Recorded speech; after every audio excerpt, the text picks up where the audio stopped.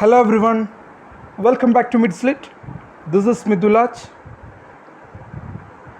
In the last video session, we have discussed about the life and works of Dilip Chitre. Today we are going to discuss the poem The House of My Childhood. So first I am going to recite the poem.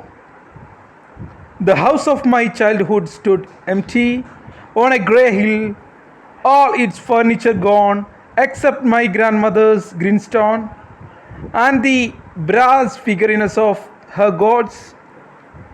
After the death of all birds, bird cries still fill the mind. After the city's erasure, a blur still peoples the air in the colorless crack that comes before morning. In a place where nobody can sing, words distribute their silence among intricately clustered glyphs. My grandmother's voice shivers on a bare branch. I toddle around the empty house. Spring and summer are both gone, leaving an elderly infant to explore the rooms of age. So, നിങ്ങൾക്ക് ഒറ്റനോട്ടത്തിൽ തന്നെ മനസ്സിലാക്കാവുന്ന ഒരു സാധനമാണിത്. ഇതൊരു nostalgic പോം ആണെന്നതിൽ ആർക്കും സംശയമുണ്ടാവില്ല. ഇത് recite ചെയ്യുന്ന സമയത്ത്, നിങ്ങൾ ആദ്യത്തെ തവണ വായിക്കുന്ന സമയത്ത് നിങ്ങൾക്ക് തന്നെ അത് കൃത്യമായിട്ട് മനസ്സിലാവും. നമുക്ക് ഒന്ന് നോക്കാം എന്താണ് അതിനകത്ത് പറയുന്നത്. The house of my childhood stood empty on a grey hill, all its furniture gone except my grandmother's grindstone and the brass figurines of her gods. So, the house of my childhood stood empty on a grey hill. ഇവിടെ കവി പറയുന്നത്, താൻ ചെറുപ്പത്തിൽ താമസിച്ചിരുന്ന വീട് ഇപ്പോൾ ഒഴിഞ്ഞു കിടക്കുകയാണ്. അവിടെ ആരും ഇല്ല, അത് യാതൊന്നും വളരാത്ത ഗ്രേ ഹിൽ എന്ന് പറയുന്നത് മരങ്ങളും ഒന്നുമില്ലാത്ത, എല്ലാം കത്തിക്കരിഞ്ഞു പോയ ഒരു കുന്നിൻ മുകളിലാണ് എന്നാണ് തുടക്കം തന്നെ പറയുന്നത്. സോ ഒരു വരണ്ട അറ്റ്മോസ്ഫിയറാണ് അയാളുടെ ഓർമ്മകളിൽ ഇപ്പോൾ ആ വീട് നിൽക്കുന്നത്. ഇപ്പോഴത്തെ ഒരു അദ്ദേഹത്തിൻ്റെ സിറ്റുവേഷൻ പറയുകയാണ്. അദ്ദേഹത്തിൻ്റെ ഓർമ്മകളിൽ അദ്ദേഹത്തിൻ്റെ കുട്ടിക്കാലം അദ്ദേഹം ചെലവഴിച്ച അദ്ദേഹത്തിൻ്റെ വീടും ആണ് അദ്ദേഹം ഇപ്പോൾ പറയുന്നത്. The house of my childhood stood empty on a grey hill, all its furniture is gone. അവിടെ വീട്ടിലെ ഫർണിച്ചറുകളെല്ലാം തന്നെ പോയിരിക്കുന്നു, എല്ലാം കേടുവന്ന് പോയിട്ടുണ്ട്. Except my grandmother's grindstone and the brass figurines of her gods. എന്തൊക്കെയാണ് ബാക്കിയുള്ളത്?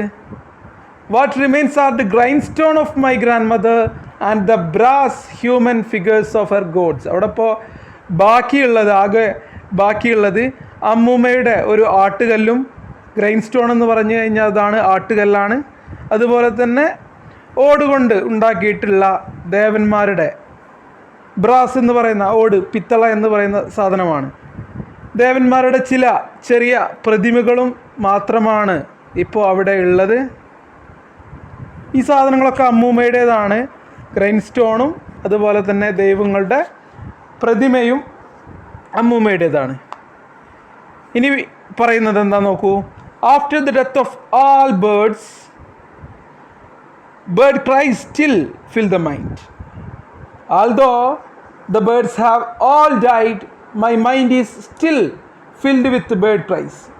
അവിടെ ഒരുപാട് പക്ഷികളുണ്ടായിരുന്നു. തൻ്റെ കുട്ടിക്കാലത്ത് ഒരുപാട് പക്ഷികളുടെ കരച്ചിൽ താൻ കേൾക്കാറുണ്ടായിരുന്നു.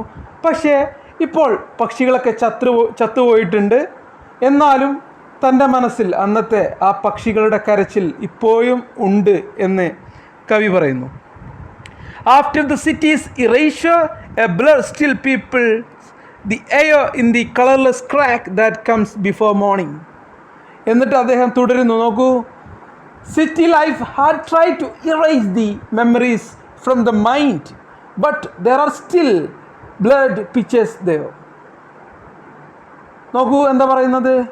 എൻ്റെ നഗരജീവിതം, എൻ്റെ കുട്ടിക്കാലത്തെ ഓർമ്മകൾ മായ്ച്ചു കളയാൻ ഒരുപാട് ശ്രമിച്ചെങ്കിലും ആ ഓർമ്മകൾ ഇപ്പോഴും എൻ്റെ ഉള്ളിലുണ്ട്. ഞാൻ ഒരുപാട് കാലം നഗരത്തിൽ താമസിച്ചെങ്കിലും കുട്ടിക്കാലത്തെ മനോഹരമായ ഓർമ്മകൾ അത് ഒരുപാട് മായ്ക്കാൻ ശ്രമിച്ചിട്ടും എൻ്റെ ഉള്ളിൽ ഇപ്പോഴും ഉണ്ട് എന്ന് പറയുന്നു. In a place where nobody can sing, words distribute their silence among intricately clustered glyphs. എന്താ പറയുന്നത് നോക്കൂ. The memories are most vivid before the early dawn when I am in a place where nobody sings. The pictures of the various things from my childhood present themselves in the screen of my mind. അപ്പോൾ കുറേ ഓർമ്മകൾ ഇപ്പോഴും ഉണ്ട്. ചിലതൊക്കെ മങ്ങിപ്പോയി എന്നത് മാത്രമാണ്. കുട്ടിക്കാലത്തെ പഴയ ഓർമ്മകളൊക്കെ ഇപ്പോഴും ഉള്ളിലുണ്ട്. അതിരാവിലെയുള്ള ഓർമ്മകളാണ് എനിക്ക് ഏറ്റവും മൂർച്ചയുള്ളതായിട്ട് ആ ഓർമ്മകളിൽ തോന്നിയിട്ടുള്ളത്. ആ സമയത്ത് ആരും അവിടെ പാടുന്നില്ല. കുട്ടിക്കാലത്തെ എൻ്റെ ഓർമ്മകൾ എൻ്റെ മനസ്സിൻ്റെ തിരശീലയിൽ ഇങ്ങനെ മിന്നിമറഞ്ഞു പോവുകയാണ് ചെയ്യുന്നത്. ഒരു സ്ക്രീൻ പോലെ, എൻ്റെ മനസ്സൊരു സ്ക്രീൻ പോലെയാണ്. എൻ്റെ ആ ഓർമ്മകൾ മനസ്സാകുന്ന ആ സ്ക്രീനിൽ ഇങ്ങനെ മിന്നിമറഞ്ഞിങ്ങനെ പോകുന്നു എന്നുള്ളതാണ് കവി പറയുന്നത്. ഇനി നമുക്ക് അവസാനത്തെ സ്റ്റാൻസയിലേക്ക് പോവാം. My grandmother's voice shivers on a bare branch. I toddle around the empty house. Spring and summer are both gone, leaving an elderly infant to explore the rooms of age. എന്ത് പറയുന്നു നോക്കൂ. My grandmother's voice shivers on a bare branch. And I toddle around the empty house. So it seems I can hear the voice of my grandmother in the singing of a bird that is sitting on a tree, right branch nearby. ദൂരെ മരക്കൊമ്പിലിരുന്നു കൊണ്ട് പാടുന്ന ഒരു പക്ഷിയുടെ സ്വരത്തിൽ എൻ്റെ അമ്മൂമ്മയുടെ സ്വരം എനിക്ക് ശ്രവിക്കാൻ കഴിയുന്നുണ്ട്, കേൾക്കാൻ കഴിയുന്നുണ്ട്. എങ്ങനെയാണ്? Like a little boy, I walk around the empty house. ടോഡിൽ എന്ന് പറയുന്നത് കുട്ടികളുടെ നടത്തത്തിനെയാണ്. ചെറിയ കുട്ടികൾ നടക്കുന്നത് പോലെ നടക്കുന്നതിനാണ് ടോഡിൽ എന്ന് പറയുന്നത്. So like a little boy, I walk around the empty house. Then എന്ത് പറയും നോക്കൂ. Spring and summer are both gone. അതിനർത്ഥം എന്താണ്? Time has passed and many springs and summers have come and gone. ഒരുപാട് വേനലും വസന്തവും വന്നുപോയി. And leaving an elderly infant to explore the rooms of age. And the child is now an elderly person, but his mind often goes back to his childhood and he is exploring the rooms of age. ഒരുപാട് വസന്തവും വേനലും വന്നുപോയി ഇരുന്നിട്ടുണ്ട്. വസന്തം വന്നു, വേനൽ വന്നു, ഒക്കെ മാറി മാറി വന്നു. പക്ഷേ പണ്ടത്തെ ആ കുട്ടി ഇപ്പോൾ ഒരു വൃദ്ധനായി മാറിയിട്ടുണ്ട്. ഇപ്പോഴും അവൻ്റെ മനസ്സ് അവൻ്റെ പഴയകാല ഓർമ്മകളെ ആ വലിയ വീട്ടിലിങ്ങനെ പരതിക്കൊണ്ടിരിക്കുകയാണ്. അപ്പോൾ നിങ്ങൾക്ക് കൃത്യമായി മനസ്സിലാവും ഇതൊരു നൊസ്റ്റാൾജിക് പോം ആണ്. അപ്പോൾ ഇതിനകത്ത് ഒരുപാട് വളരെ കോംപ്ലക്സ് ആയിട്ടുള്ള വാക്കുകളൊന്നും തന്നെ ഉപയോഗിച്ചിട്ടില്ല. വളരെ കുറച്ച് വാക്കുകളാണ് ഉപയോഗിച്ചിട്ടുള്ളതുള്ളൂ. അതിൽ ഇപ്പോൾ നമുക്ക് പറയാനുള്ളത് കുറച്ച് വാക്കുകളെക്കുറിച്ച് ഞാൻ പറയാം. അതിലൊരു ഗ്രൈൻഡ് സ്റ്റോൺ എന്ന് പറയുന്ന ഒരു സാധനം പറഞ്ഞിട്ടുണ്ട്. അത് ആട്ടുകല്ലാണ്. A thick revolving stone used for grinding grain.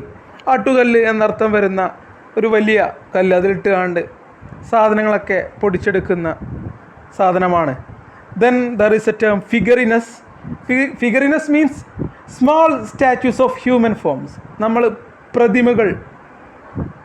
പ്രതിമകളാണത്. വിഗ്രഹം എന്നൊക്കെ പറയുന്ന സാധനമാണ് ഫിഗറിനസ്. ദെൻ ഇൻട്രിക്കേറ്റ്ലി എന്ന് പറയുന്ന ഒരു ടേം ഉപയോഗിച്ചിട്ടുണ്ട് സെക്കൻഡ് സ്റ്റാൻസയിലെ അവസാനത്തെ ലൈനിൽ. So intricately means in a complex manner, വളരെ ദുർഘടം പിടിച്ച, വളരെ വിഷമം പിടിച്ച രീതിയിൽ എന്നർത്ഥം വരുന്ന വാക്കാണ് intricately. Then clustered, there is a word clustered. അവസാനത്തെ ലൈനിൽ തന്നെ സെക്കൻഡ് സ്റ്റാൻസയിൽ clustered. Clustered means coming in groups, കൂട്ടമായിട്ട് വരിക, ഒരു ഗ്രൂപ്പിൽ വരിക എന്നുള്ള ഒരു മീനിങ് ആണത് ക്ലസ്റ്റേർഡ് എന്ന് പറയുന്നത്. അതുപോലെ തന്നെ ഗ്ലിഫ്സ് എന്ന വാക്ക് ഉപയോഗിച്ചിട്ടുണ്ട്. അതും ഈ ഒരു സ്റ്റാൻസയിൽ, രണ്ടാമത്തെ സ്റ്റാൻസയിൽ അവസാനത്തെ ഒരു വേർഡായിട്ടാണ് അത് ഉപയോഗിച്ചിട്ടുള്ളത്. ഗ്ലിഫ്സ് എന്ന് പറഞ്ഞു കഴിഞ്ഞാൽ നമ്മൾ സ്കൾപ്ചേർഡ് സിമ്പിൾസ് ആണ് ഗ്ലിഫ്സ് എന്ന് പറയുന്നത്. കൊത്തിവെച്ചിട്ടുള്ള അടയാളങ്ങൾ, മരത്തിലും കല്ലിലൊക്കെ കൊത്തിവെച്ചിട്ടുള്ള അടയാളങ്ങളാണ് ഗ്ലിഫ്സ് എന്ന് പറയുന്നത്. ദെൻ ടോഡിൽ ഞാൻ പറഞ്ഞു കഴിഞ്ഞു നിങ്ങളോട്. അത് അവസാനത്തെ സ്റ്റാൻസയിൽ സെക്കൻഡ് ലൈനിൽ ഉപയോഗിച്ചിട്ടുള്ള ഒരു വേർഡാണ് ടോഡിൽ എന്ന് പറഞ്ഞാൽ കൊച്ചുകുട്ടിയെ പോലെ ആടി നടക്കുന്നതിനാണ്. നമ്മൾ move like a child with faltering steps എന്നൊക്കെ പറയാവുന്ന രീതിയിൽ ചെറിയ കുട്ടികളെ പോലെ ആടി നടക്കുന്നതിനാണ് നമ്മൾ ടോഡിൽ എന്ന് പറയുക. അപ്പോൾ ഇത്രയൊക്കെയാണ് ഈ കവിത. എല്ലാവർക്കും കൃത്യമായി കാര്യങ്ങൾ മനസ്സിലായിട്ടുണ്ടാവും എന്ന് വിചാരിക്കുന്നു. Thank you.